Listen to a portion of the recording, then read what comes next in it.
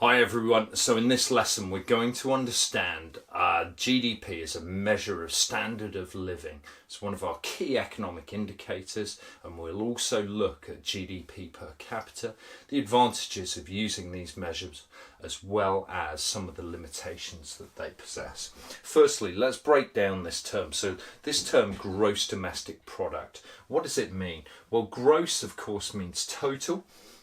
It means the total amount. So if you look at gross pay, of course, that's before you actually pay tax on it. Okay, then we've got the D, the domestic element, and that's simply referring to the fact that all of the output being generated over a given point in time is happening within a given economy, and that's important. Okay, so it's within the country's borders or it's within the domestic economy.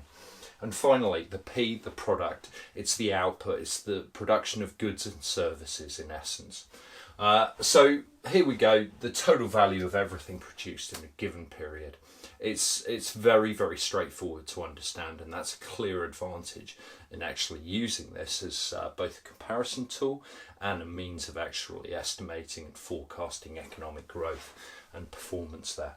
Okay, great quote from Bobby Kennedy. This it really does sum up what's good about GDP, but also the key limitations that it possesses. So gross domestic product measures everything, in short, except that which makes life worthwhile. And what he's really referring to is the lack of quality of life, the lack of economic well-being that's actually encapsulated with a financial earned income amount, if you like. Okay, so we need to distinguish between two different types of GDP firstly, and that is nominal GDP, so the actual figure, the output figure generated, and real GDP, which of course is inflation adjusted. Now GDP as a measurement is really just calculated by the sum total of all of the prices times the sum total of all of the quantities sold of given products. Okay, so that means that we can also determine that output will equal income equal the expenditure. And the reason for this is whatever firms are being produced is expected to be sold. If it's not being sold in that period, then it will be sold in future periods and accounted for then. So therefore the output that's actually bought is the expenditure of firms and households. And of course, that money will be reallocated towards firms and households in the forms of wages and payments. Okay, and that's obviously our income. So output equals income equals expenditure. Okay, so nominal GDP can be used though to calculate the real GDP when we actually consider the inflation rate that's taking place within an economy. So if we look at a base year, say perhaps starting an index value at 100, and then you find the price index, the current year is 102, so then you'd obviously get an inflation allowance, say 2% there. This would then enable you to calculate the real GDP by this very simple formula that we can see there. Okay, so let's look at some of the key advantages within this model though. Firstly, it's very easy to measure. It's essentially the total revenue generated of an economy over a period of time. Okay, furthermore, it's easy to calculate and forecast growth as well as past previous performance of growth as well. And further to this, it also allows for cross-country comparisons, which can be very useful. So if you want to look up a list of GDP based countries, their nominal or real GDP figures, you can see how they all rank in a sort of table of performance against one another.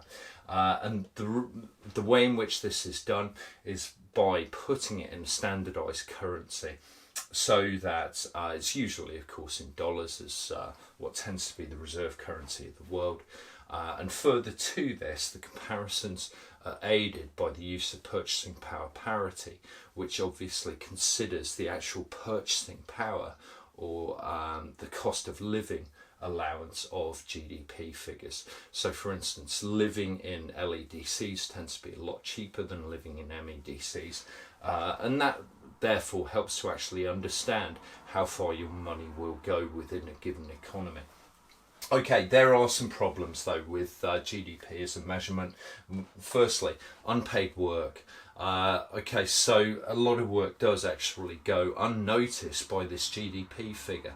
So if you consider perhaps someone who works at home cleaning bathrooms, cleaning the toilet, managing the household and so on, none of that is going to be reflected within this GDP figure.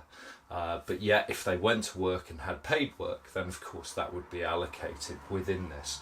Further to this, there's also difficulties in calculating the shadow economy and people that work sort of cash in hand, as well as possible black markets, of course, in some economies.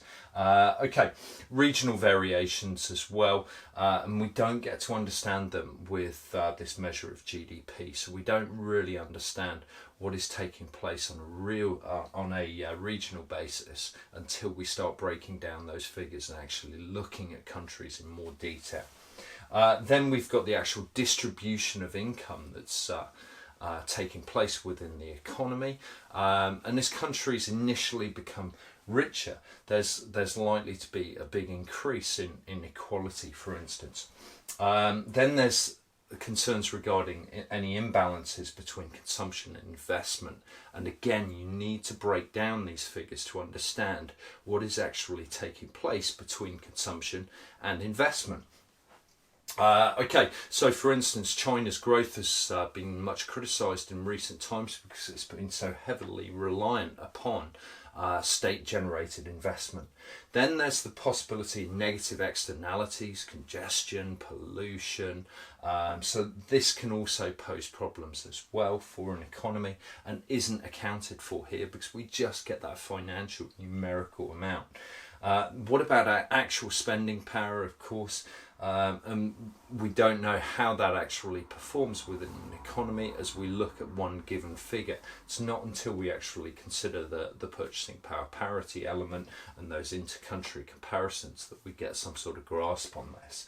And then there's also the impact of foreign direct investment and repatriated incomes. In our next lesson we'll see that Ireland's performance here, a lot of their performance for their gross domestic product relies upon the fact that they do enjoy a lot of foreign direct investment, but that also has a slight downside that it means a lot of profits are repatriated to their those multinational corporations' home countries. And finally, penultimately there we've got remittances. So that is if workers work abroad and seem to contribute to that country's GDP, but then what happens when they take their incomes back overseas? Because of course that's money taken out of the economy. And then what about happiness and economic well-being more generally? Okay, so those are some of the clear downsides of using GDP as a measure and why it's much criticised. One other area we haven't looked at yet is that of GDP per capita though, and this is a very, very important measurement. It really helps us to understand what is taking place for each member of the actual economy. So here we just take the GDP figure and we divide it by the actual population. So obviously countries with large populations would need a considerably higher GDP to have a good performance here.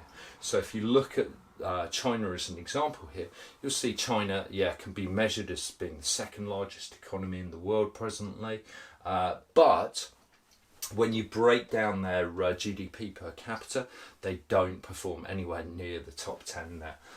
Okay, so this helps to give us a better understanding of individuals' productivity within an economy, and further to that, it also enables us to actually better understand disparities between countries, so you can get a better understanding of how well off citizens are within those economies. But of course it's accompanied by these same these same kind of downsides that we see here. So what is really taking place within the economy in terms of distribution of income? It varies widely, and we will not get a good understanding of that with the GDP per capita figure. So that can, of course, be significant here. Okay, that's it, guys. Thank you.